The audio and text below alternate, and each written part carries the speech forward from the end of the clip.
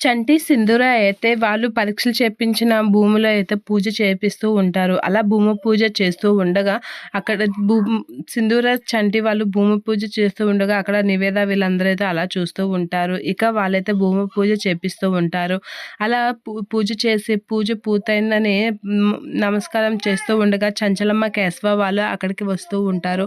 అలా వాళ్ళు వచ్చేసరికి సింధూర అయితే చాలా హ్యాపీగా ఫీల్ అవుతూ అలా చూస్తూ ఉంటుంది. ఏంటి అత్తమ్మ గారు వచ్చారు, మీరు అత్తమ్మ గారిని పిలవండి అని చెప్పేసి చంటి అయితే అంటూ ఉంటాడు. ఇక చంచలమ్మ అయితే కారుని దిగుతూ అలా చూస్తూ ఉంటుంది. చంచలమ్మ, కేశవ వాళ్ళు కారు దిగి అలా వస్తూ ఉండగా అత్తమ్మ వచ్చింది, వెళ్ళండి, వెళ్ళి అత్తమ్మని తీసుకురండి, పిలవండి అని చెప్పేసి అయితే అంటూ ఉంటుంది సింధూర.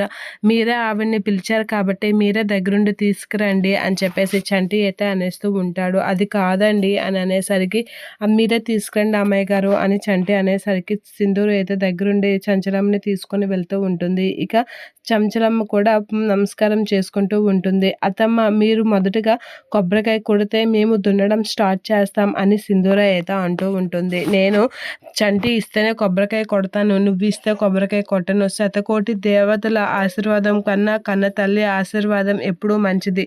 వాడు నాకు చేతికి కొబ్బరికాయ ఇస్తేనే నేను ఆశీర్వదించి కొబ్బరికాయ కొడతాను అని చెప్పేసి చంచలమ్మ అంటూ ఉంటుంది. ఆ మాటలకి సింధూర షాక్ అవుతూ ఉంటుంది.